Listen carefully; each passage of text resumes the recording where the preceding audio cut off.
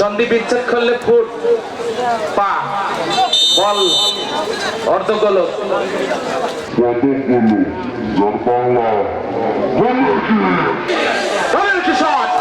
কিশোর ছিল ব্যর্থ টাইমিং হয়ে গেল সেই জায়গায় দারুণ একটা আক্রমণ চালিয়েছিল সেই জায়গায় কেটে কিন্তু গাইবান্ধা দলটি